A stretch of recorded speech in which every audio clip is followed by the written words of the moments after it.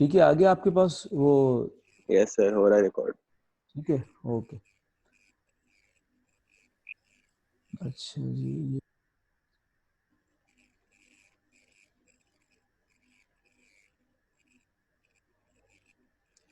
मैं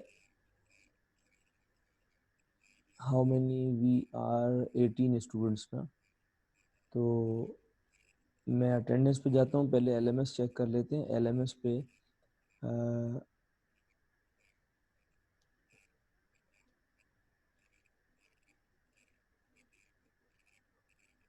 स्क्रीन नज़र आ रहा है आपको? Can you see the screen? No, sir. No, नहीं, sir. शो नहीं हो रहा है। एक सेकेंड।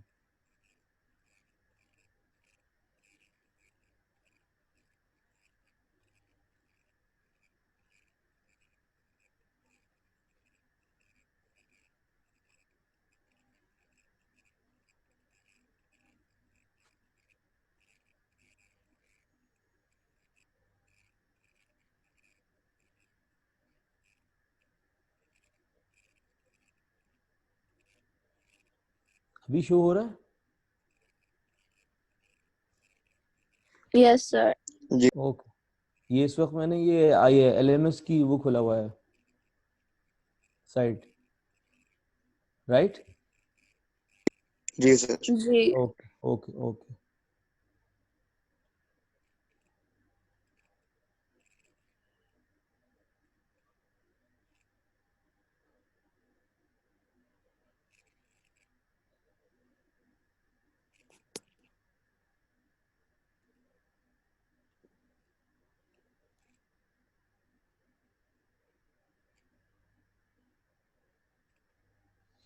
अच्छा, आप लोगों को मैंने एक असाइनमेंट दिया था, उसकी डेट भी एक्सटेंड कर दी थी मैंने, जिसमें प्रोडक्शन और कॉस्ट से रिलेटेड कुछ कैलकुलेशंस गिवन थी। अच्छा, उसमें जो प्रोडक्शन एंड कॉस्ट से रिलेटेड जो मटेरियल है वो ऑलरेडी आई हैव अपलोडेड। इस पर आपको नज़र भी आ जाएगा। ये जो है, ये this is the cost of production, and इसके अंदर आपको ये कॉस्ट और प्रोडक्शन से रिलेटेड चीज़ें मिल जाएंगी। एंड अभी now what we have to do के we have to move one more thing. एक चीज़ हमने लास्ट क्लास में डिस्कस की थी कि now we have 3 more classes. एक तो आज की क्लास है हमारे पास, दिस इज आज टुडे इज 28th, तो 28 जो है वो हमारे पास ये 3 मोर क्लासेस हैं। 13th दिसंबर तक हमारे पास एंड करना है हमें, तो including today's class we have 3 classes. So what we have to do, we have to start with this perfectly competitive market, that is the PC market. इसका मटेरियल भी already have uploaded, तो इसको मैं open करता हूँ, देखें।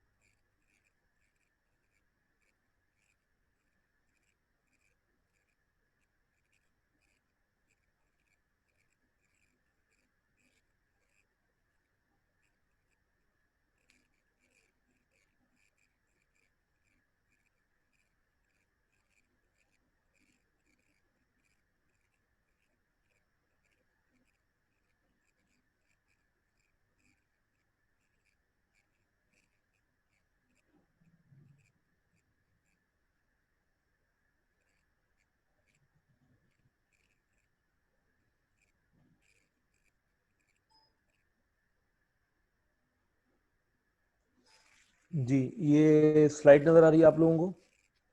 Chapter 12 perfect competition. Sir आ रही हेलो, ओके। जी सर आ रही। है।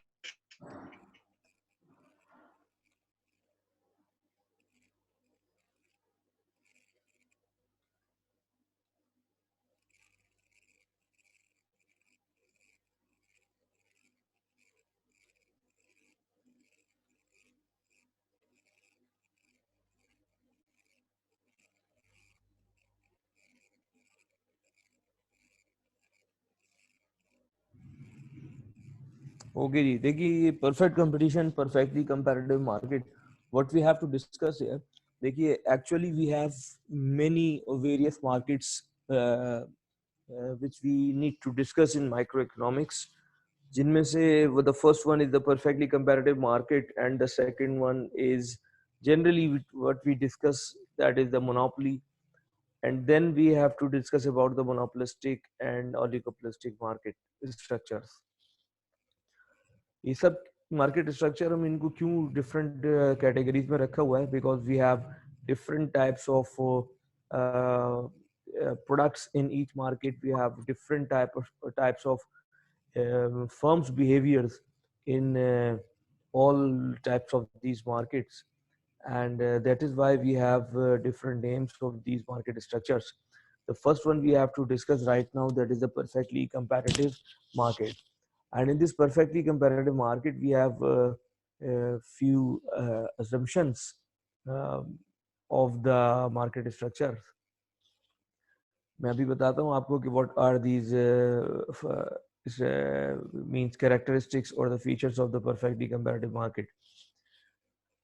इससे पहले एक चीज समझ लीजिएगा कि in all of these market structures, what we need to discuss, generally we are interested to identify the price mechanism of the market structure, and we are interested to check what level of output can be produced in the particular type of the market structure. So one is the price, the other one is the quantity, and then we generally we have the interest in the profit or loss, whether the firm is incurring a loss or having a profit. And then the last one where we have the interest, that is the, what should I say, that is the, if the firm is incurring a loss, so whether the firm will stay in the market or leave the market, that is considered as a shutdown condition. So हमें generally जो है, what we have to discuss four things: price, quantity, and the profit or loss, and the last one is the firm having a, means going to shut down or will stay. ये चार चीजें हमें देखनी है in all of the market structures. सबसे पहले हम चलते हैं इन assumptions के ऊपर. The first means in this slide we have few assumptions of the market structures. First is the many firms sell identical products to many buyers. In this type of first is the many firms sell identical products to to many buyers. इसके meaning ये है कि we have large number of firms and the large number of sellers. We have large number of sellers, and we have large number of buyers in the market, and we also have identical products. Identical products means we have a homogeneous kind of products, जिसके अंदर we cannot differentiate the products. Almost similar type of the products only. So many firms sell identical products to many buyers. Similar type of products क्या हो सकती हैं? If I talk about the homogeneous products, so इसकी example let me give you the example from the vegetable markets. If we go to buy potato or into the market, and what we say, we just say that kg, give me 2 kg potato, or what is the price, give me 5 kg, 3 kg or 1 kg potato. In general, we do not have any sort of brand in the potato market. Generally इसमें कोई brand नहीं है, and we just buy from any market. हमें ये भी problem नहीं होती potato buy करते हुए कि whether we are buying from uh, uh, the wholesale, means lower type of area market or the posh area market. ये भी हमें problem नहीं होती, because we know कि if we buy the potato whether from Islamabad or means with, even within the Karachi, whether we are buying from defense or we are buying from any low income area, हमें ये भी नहीं देखना होता. So that is basically the example of the homogeneous product, that is identical products to many buyers. Is this okay? Clear हो रही मेरी बात क्या मैंने कहा है आप लोगों से? जी sir. Right? Okay. And if we talk about the second market as an assumption, that is there are no restrictions to entry into the industry, means no barriers to entry and exit. No barriers to entry and exit. आप अगर ये चाहते हैं कि जी किसी भी potato market में या टोमेटो की मार्केट के अंदर if you want to enter and if you want to sell the product, तो आपको इसके लिए कोई लाइसेंस लेने की जरूरत नहीं है. No need. यानी रिस्ट्रिक्शन होती कौन सी है? रिस्ट्रिक्शन एक तो होती है लाइसेंसिंग के थ्रू. लाइक फार्मास्यूटिकल के अंदर अगर आप देखिए, जब आप कोई न्यू प्रोडक्ट लेकर आते हैं, न्यू मेडिसिन कोई मार्केट में लेकर आते हैं, तो you have the right to have the license for that. Means patent आपने देखा होगा, पेटेंट राइट्स होते हैं कि जी if you just produce, like आपने देखा कोई भी मेडिसिन आती है उसके अंदर generally you have 3 to 5 years means patent rights, कि आप चाहें तो फॉर्मूला पब्लिक ना करें and you can earn whatever आप चाहें. because ये क्यों दिया जाता है? because on research and development you already have developed, you already have spent a lot of money for the research and development in order to invent such type of medicine. तो जो आपको research and development में पैसा spend किया होता है, उसके against में गवर्नमेंट ये आपको राइट देती है कि you can have the patent right for 3 to 5 years or 10 years. After that you have to share the formula, you have to public the formula. आपको पब्लिक यानी दूसरी फर्म्स को प्रोवाइड करना होता है.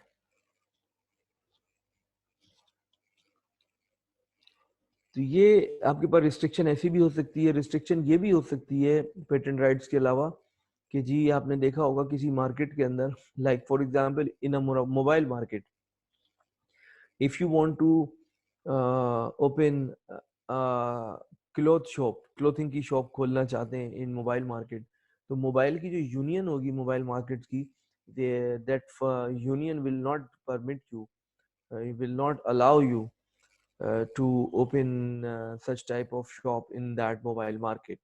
इसी तरह से अगर कपड़े की कोई मार्केट है and if you want to open means meat shop, तो वो आपको मीट की अलाउ नहीं करेंगे, वो यूनियन जनरली अलाउ नहीं करेगी वो. So that is a kind of the restriction. And one more type of the restriction ये भी हो सकती है कि like for example you can take the example of Pakistan Railway. Pakistan railway के अंदर क्या है कि इतना ह्यूज इन्वेस्टमेंट है इसके ट्रैक्स बनाने की कि जनरली इन शॉर्ट के no firm want to invest in this type of enter into the in this type of market, क्योंकि इसमें बहुत ह्यूज इन्वेस्टमेंट है. इसका जो मिनिमम एफिशिएंट स्केल है that is very high. So these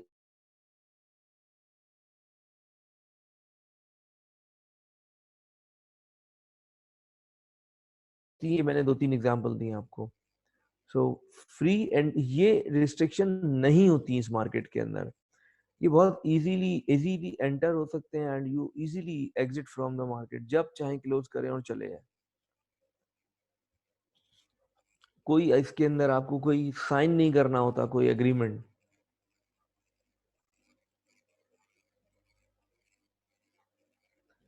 third जो है, established firms have no advantage over new once.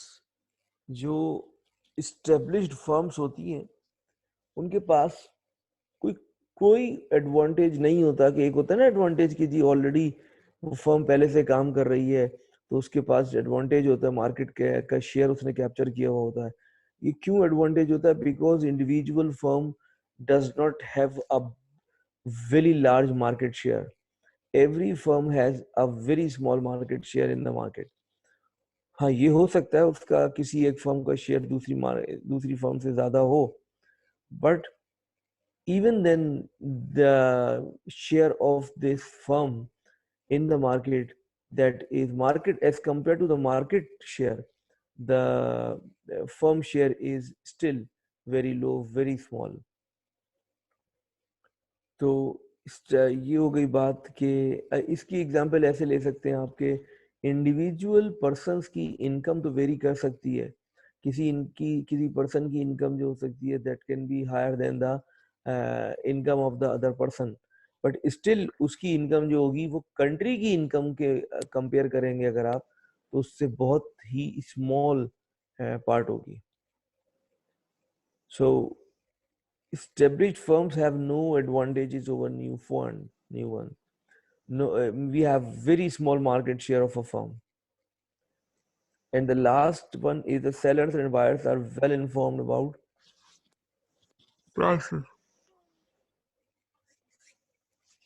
Well informed regarding the prices means कि prices का high होना या low होना, every firm and even every buyer knows. Nobody can cheat in this type of market structure. ना buyer धोखा दे सकता है, ना ही फर्म धोखा दे सकती है किसी भी बायर को। Is this okay? What are these assumptions? Clear है? हेलो जी सर, क्लियर जी है। सर, क्लियर है। Yes, sir. Okay, if these assumptions are clear, now we just move to the next slide. ये how perfect competition arises, मैं अब चलता हूँ उस चीज के ऊपर जो मैंने आपको 4 मेन कोर चीजें कहीं, price, quantity and profit and loss, and the last one is the shutdown condition. देखिए इसका एक फर्म का एक ये जो मैंने assumptions बताएं, इनमें से एक assumption और है जो कि यहाँ पे ये perfect competition in the market in which, एक सेकेंड, यस। तो ये तो परफेक्ट कंपटीशन अराइजेज, मैंने आपको बता दिया कि ये जो परफेक्ट कंपटीशन है ये बेसिक मैंने आपको 3-4 पॉइंट्स बता दिए। इसके अलावा और भी कुछ पॉइंट्स हैं इसके इम्पोर्टेंट, जिनमें से एक ये है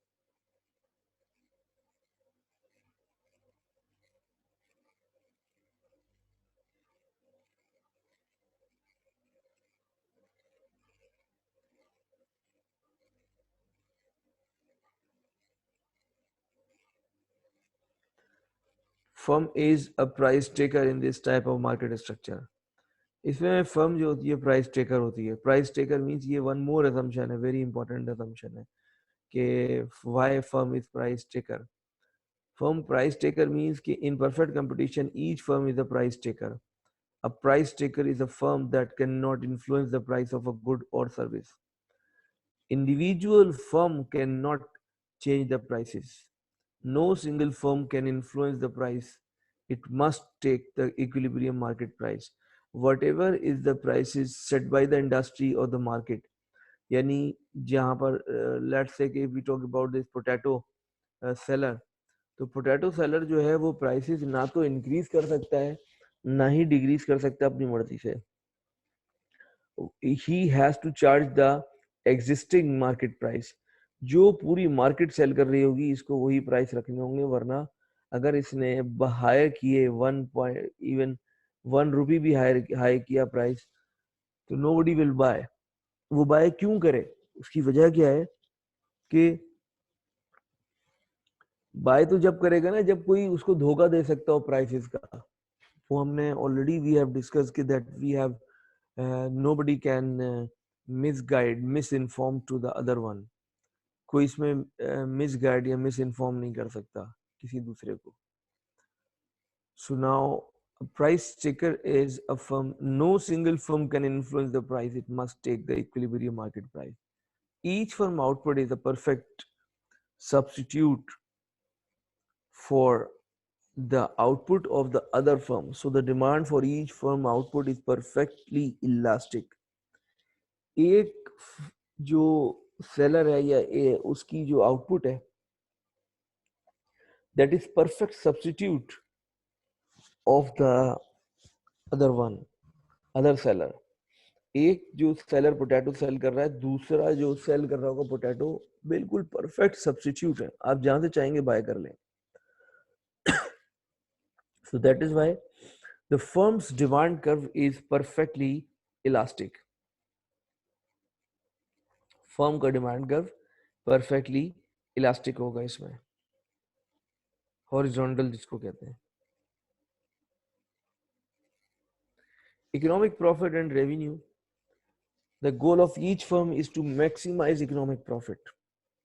हर फर्म का जो जनरली ऑब्जेक्टिव होता है वो में इकोनॉमिक प्रॉफिट को मैक्सिमाइज करना होता है, विच equals total revenue minus total cost. Profit क्या होता है? Revenue minus cost. And the total cost is the opportunity cost of production, which includes normal profit. बताने का मेरा मकसद ये है कि रेवेन्यू जो आता है वो आता है P into Q से. This is the total revenue. A firm's marginal revenue is the change in total revenue that results from a one-time unit increase in the quantity sold. लेकिन total revenue ये है.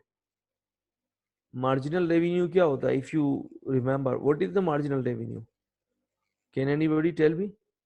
Marginal क्या होगा? आपको total utility याद है? Sir total revenue में जो एडिशनल रेवेन्यू आपका इंक्रीज हुआ I guess. Exactly. Total revenue के अंदर जो change आता है when you just want to produce, if you have produced 25 units, already have produced 25 units, and your 25 unit revenue is, let's say, 100. Now if you just produce one more unit, that is 26, and your total revenue becomes 105. So what is the marginal revenue of the 26th unit? What is the marginal revenue of the 26th unit? 5. यानी additional revenue by producing one more unit. अब total revenue है ये P into Q. मैंने अभी decide किया कि price change हो ही नहीं सकते, individual firm can not change the price. तो जो टोटल रेवेन्यू में चेंज आएगा उसमें चेंज सिर्फ एक चीज की वजह से आ सकता है. What is that thing? कि डिमांड कम हो जाए मार्केट में या मार्केट प्राइस आपकी कम हो जाए. This is the price in quantity which is the total revenue. Quantity से yes, I we have the total revenue, that is price time quantity P into Q. और मैंने आपसे कहा कि firm is a price taker, firm cannot change the price. तो total revenue में जितना भी change आएगा वो सिर्फ एक चीज की वजह से आ सकता है, that is quantity. Price को तो firm change कर ही नहीं सकती. Firm can only change one thing, that is the quantity. So that is why the marginal revenue of the firm जो होगा वो जितना चेंज आएगा वो क्वांटिटी की वजह से आएगा, प्राइस की वजह से चेंज नहीं आएगा।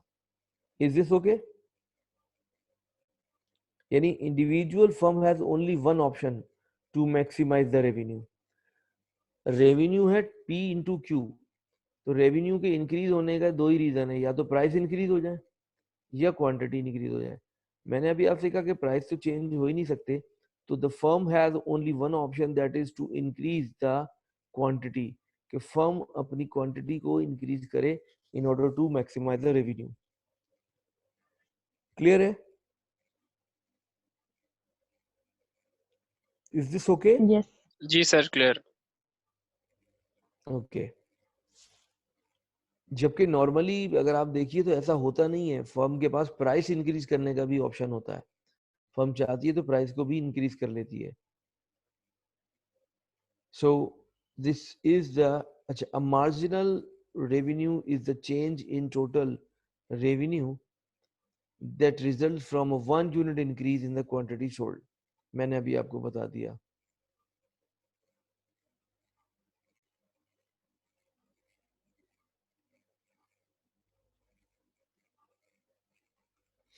देखिए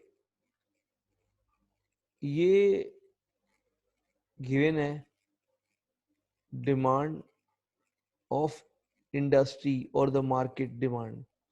ये जैसे पोटैटो के जितने भी सेलर है ना पाकिस्तान में, उन सब की टोटल डिमांड है कि पाकिस्तान में कितना पोटैटो जो है वो, लेट से मैं कहूँ कि 900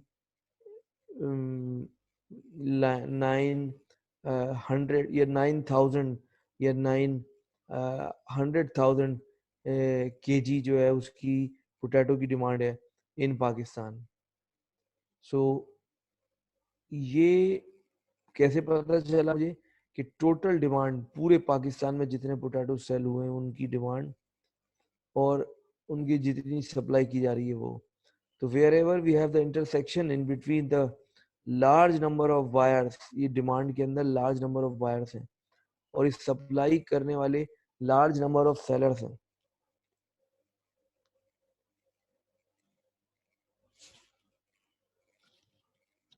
जहां पे wherever we have the intersection between the market demand and market supply, that is the equilibrium price or the market price, or this is the equilibrium market quantity. अब अगर मैं ये चाहूं कि इस जो फर्म का बिहेवियर है इसके अंदर, इसमें तो काउंटलेस फर्म्स है ना, large number of buyers and large number of sellers है। मैं चाहूं कि मुझे किसी तरह से एक इंडिविजुअल फर्म का बिहेवियर पता चल जाए, तो इंडिविजुअल फर्म क्या करेगी, जो भी ये प्राइसेस होंगे ना, इंडिविजुअल फर्म को वही प्राइस चार्ज करने होंगे। देखिए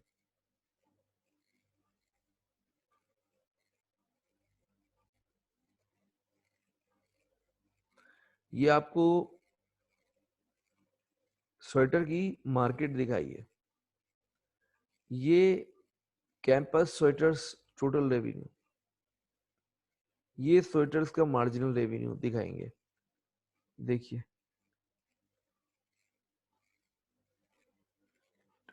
टोटल रेवेन्यू क्या होता है, price time quantity sold.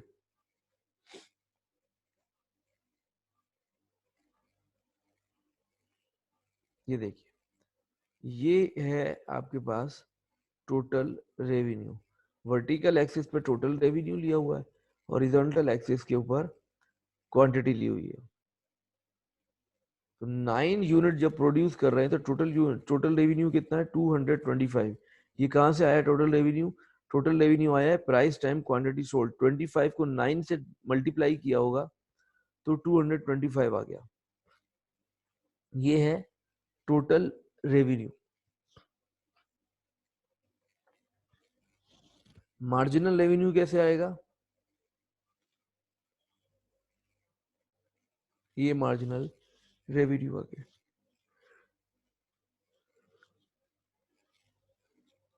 Vertical axis पे हमने लिए प्राइस, हॉरिजॉन्टल एक्सिस पे लिया हमने क्वांटिटी। प्राइस का चेंज से तो कुछ होता ही नहीं है, मैंने अभी आपको बता दिया, प्राइस रिमेन कांस्टेंट। सिर्फ क्वांटिटी आप इंक्रीज करते जाएं, ये यहाँ से यहाँ आ जाए, 5 unit, 8 unit, 10 unit, 15 unit, then 20 unit, quantity सिर्फ इंक्रीज करते चले आए आप, प्राइस वही रहेगा. And when you increase the when you keep on increasing the quantity and you in this way you can maximize the total revenue. P into Q जो है वो इंक्रीज होता जाएगा. This is the total revenue. And marginal revenue constant क्यों है? Price से ये elastic है. Eight the given price, price में कोई चेंज नहीं आ रहा है, लेकिन क्वांटिटी जो है वो काउंटलेस है. इनफाइनाइटली इंक्रीज हो सकती है डिमांड ऑफ दिस प्रोडक्ट, क्योंकि लार्ज नंबर ऑफ बायर्स हैं, काउंटलेस बायर्स हैं. So that is why we have horizontal. यही डिमांड कर्व भी कहलाता है. This is the demand curve, this one. तो अब अगर आपसे कोई ये पूछता है कि firm's demand curve in a perfectly competitive market, so that will be horizontal. However, if anyone asks you कि market demand curve in the perfectly competitive market, तो you can say कि that is downward slope, जो कि यहाँ दिखाया हुआ.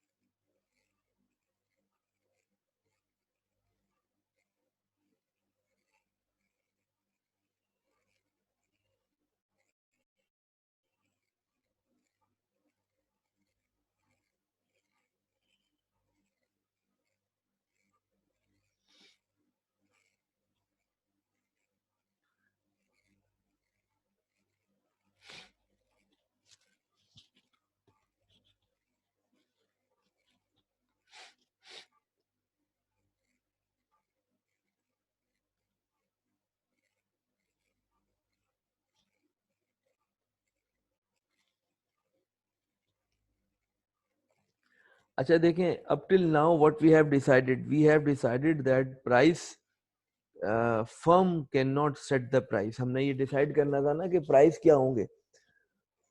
Prices market में वही होंगे. Individual firm will have to charge the same price whatever is set by the industry. An individual firm cannot set the price because firm is price taker. Now we have to move toward the quantity. कितनी quantity produce करेगी firm? So for that we have to move toward the marginal analysis. This is the marginal revenue. And अगर मैं आपको ये दिखाना चाहूँ कि ये मार्जिनल रेवेन्यू जो है वो प्राइस के इक्वल कैसे आ रहा है, तो बड़े आराम से आप कैलकुलेट भी कर सकते हैं इसको. ये देखिए,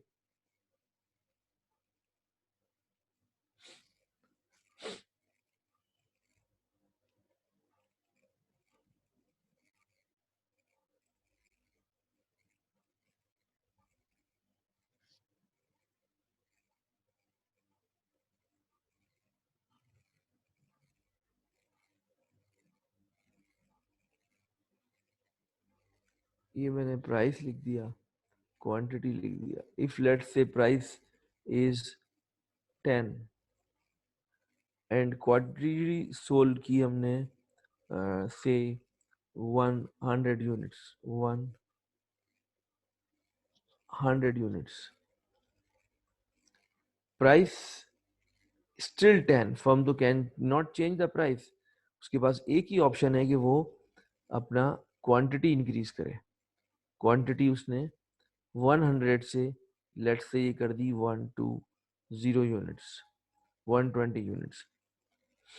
टोटल रेवेन्यू कितना आएगा?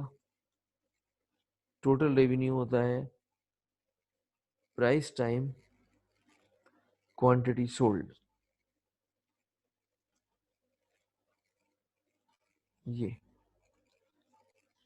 ये आ गया आपके पास टोटल रेवेन्यू. इसी तरह से आपने एक और प्राइस ले लिया at the given price, quantity आ गई आपके पास 140 या 150 जितना भी कर लें आप।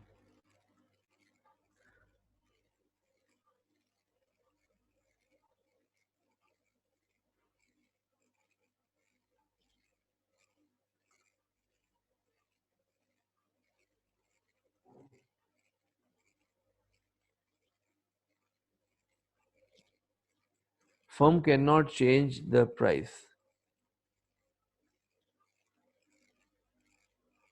So individual firm has only one option to maximize the revenue, that is the what should I say कि that is to by increasing the quantity produced, सिर्फ ये increase करके वो revenue increase कर सकती है।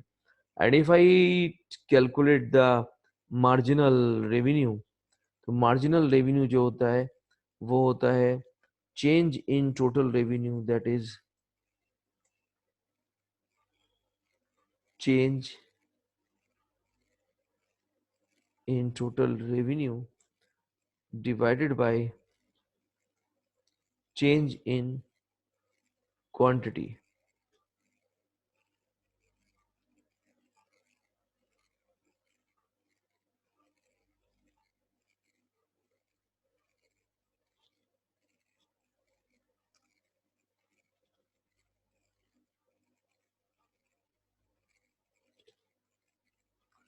ये देखिए कि ये जो मार्जिनल रेवेन्यू है वो कांस्टेंट है, यही रहेगा। If I just calculate the average revenue, average revenue जो होता है वो होता है total revenue divided by quantity. आप ये नोट कीजिए कि परफेक्ट कंपटीशन में price, marginal revenue and average revenue ये सब एक जैसे ही होते हैं, सेम वैल्यूज होती हैं इनकी, price, marginal revenue and average revenue. और इन सब के सेम होने का एक ही रीजन है कि प्राइस जो है that is remain constant, that is why we have the same type of marginal revenue and average revenue and prices. ये क्लियर हो रही है मेरी बात? हेलो? नो सर, ये मार्जिनल रेवेन्यू 10 कैसे आया? मार्जिनल रेवेन्यू, ये देखिए formula, change in total revenue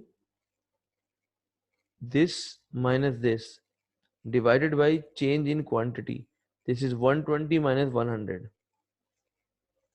ये आ गया 10। फिर जब ये कैलकुलेट किया तो फिर ये this minus this divided by 150 minus 120। Clear है? हेलो? Okay sir. राइट। अच्छा, अगर ये आपको क्लियर है, समझ में आ गई ये बात, तो देखिए ये मैंने आपको बताया कि वाई द प्राइस, आप देखिए price and this both are same, price and marginal revenue ये सब सेम है। टोटल रेवेन्यू जो है वो ये जा रहा है, इंक्रीज हो रहा है नॉन स्टॉप।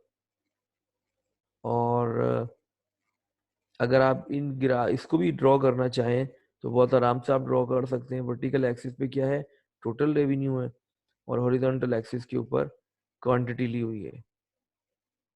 तो ये बहुत आराम से आप इसको प्लॉट कर सकते हैं टोटल रेवेन्यू को। अच्छा, मैंने जो टोटल रेवेन्यू लिया है वो नॉन लीनियर लेने की कोशिश की है, लाइक ये जो है एक्सेल की शीट,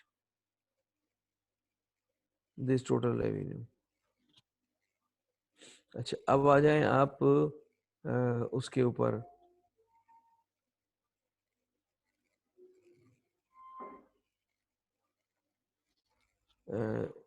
इसी ग्राफ पे। अब मैं आगे चलता हूँ।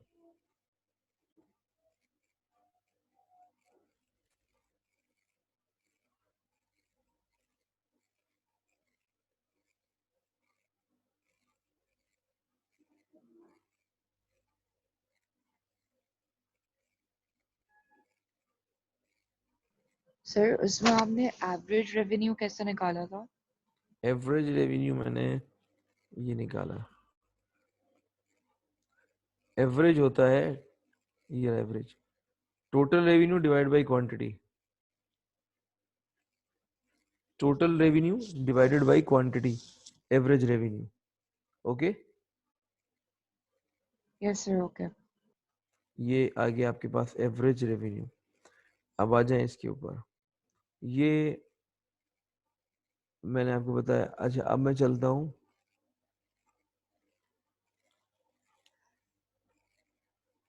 कि फर्म क्वांटिटी कैसे डिसाइड करेगी। देखिए, क्वांटिटी डिसाइड करने के लिए एक बात तो डिसाइड कर लेते हैं हम कि ये जो हमने प्रॉफिट निकालना है या क्वांटिटी कहाँ डिसाइड होगी। एक असम्पशन कहलाता है जिसको हम कहते हैं profit maximising level of output. Profit maximising level of output जो होता है वो होता है where the price is equal to marginal revenue is equal to marginal cost. Price is equal to marginal revenue is equal to marginal cost. ये तो आप देख ही चुके हैं कि प्राइस जो है, ये देखिए, प्राइस वो मार्जिनल रेवेन्यू के इक्वल होता है। प्राइस एंड मार्जिनल रेवेन्यू, अभी एक्सेल की शीट पे भी मैंने दिखा दिया आपको कि price and marginal revenue equal होते हैं। तो मैंने आपसे क्या कहा कि प्रॉफिट मैक्सिमाइजिंग कंडीशन जो होती है that is basically price is equal to marginal revenue is equal to marginal cost. Marginal cost भी उसके इक्वल होती है। ये दिखाता हूं मैं।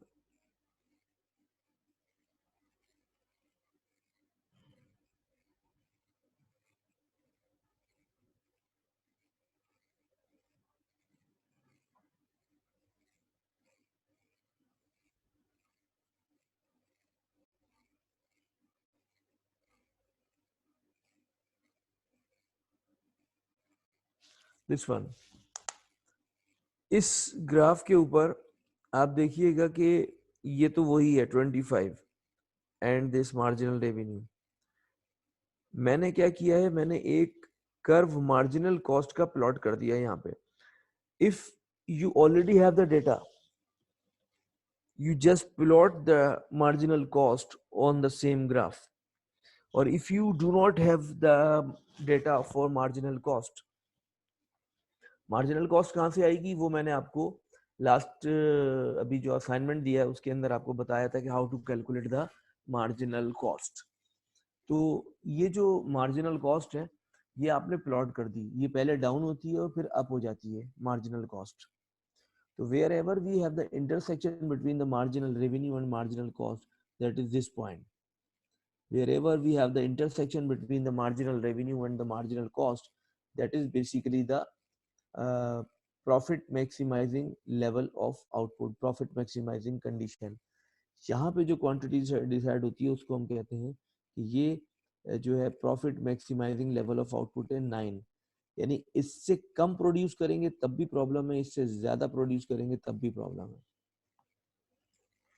लाइक ये देखिए, if marginal revenue is equal to marginal cost, economic profit decreases if output changes in either direction, so economic profit is maximized। यानी इससे हम पीछे जाएंगे तो भी प्रॉफिट कम होगा, इससे आगे जाएंगे उसमें भी प्रॉफिट कम हो जाएगा।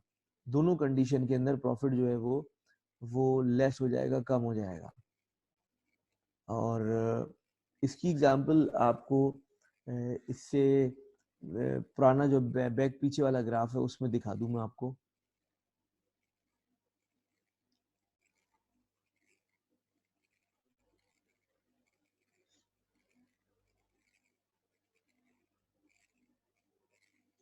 ये देखिएगा, ये आपको ग्राफ दिया हुआ है,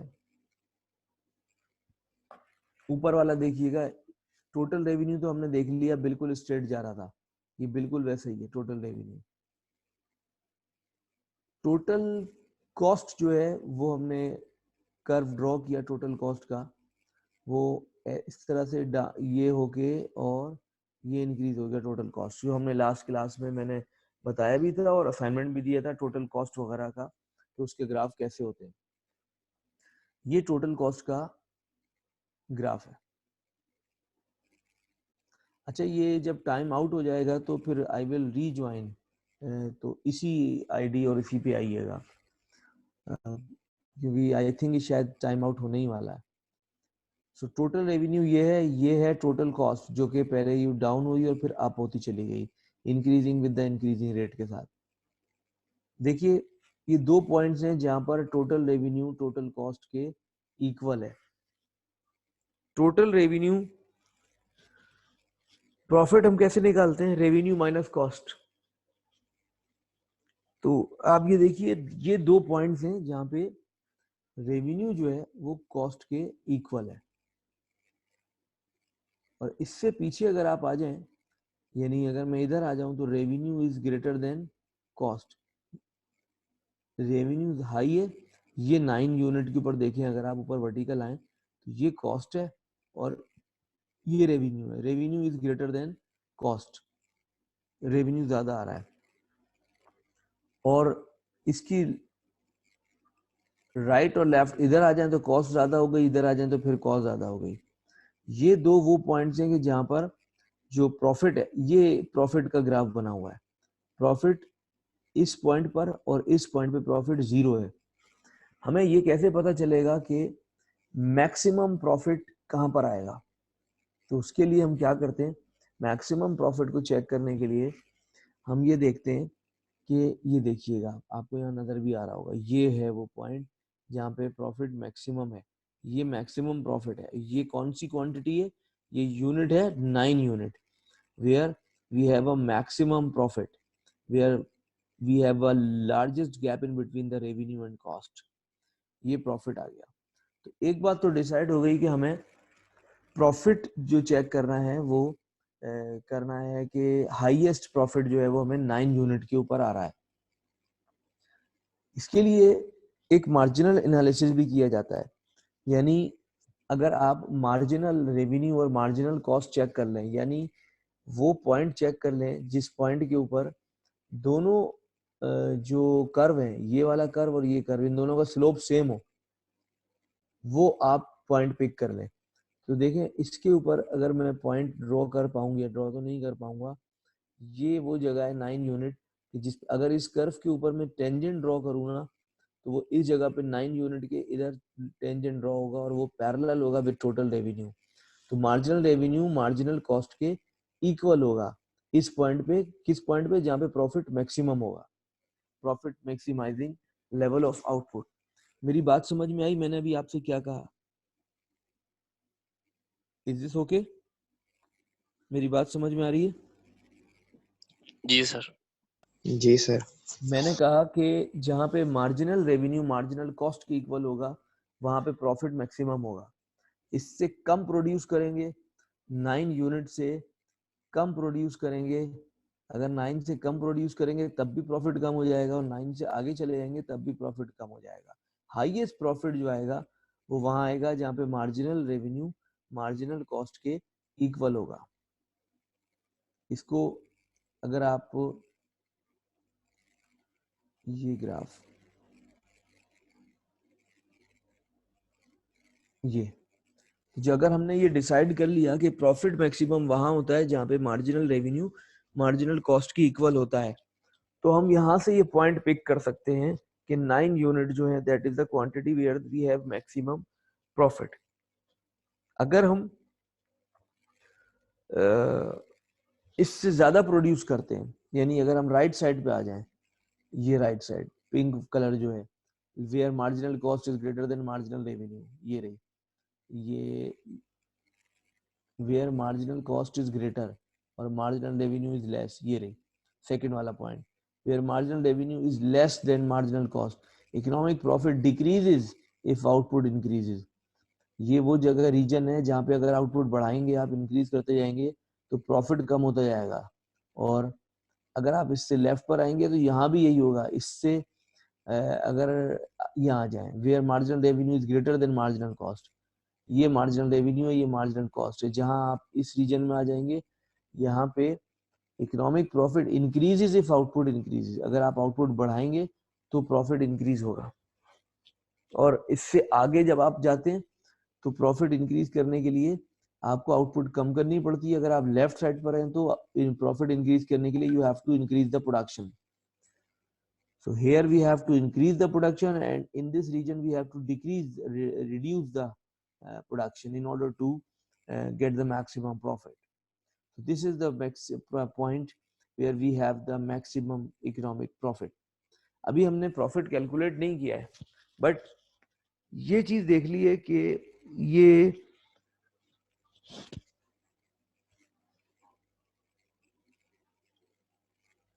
ये जो है जो ये प्रॉफिट आपके पास इस प्लेस के ऊपर आएगा मैक्सिमम। अब हम कैलकुलेट करेंगे कि प्रॉफिट आएगा किस तरह से। यहां तक क्लियर है? तो मैं इसको शट डाउन करके रीज्वाइन करता हूं क्योंकि एंड पर है, ये बिल्कुल क्लोज पर है। Okay, hello. जी सर। Okay sir. जी सर, ओके। जी सर ओके।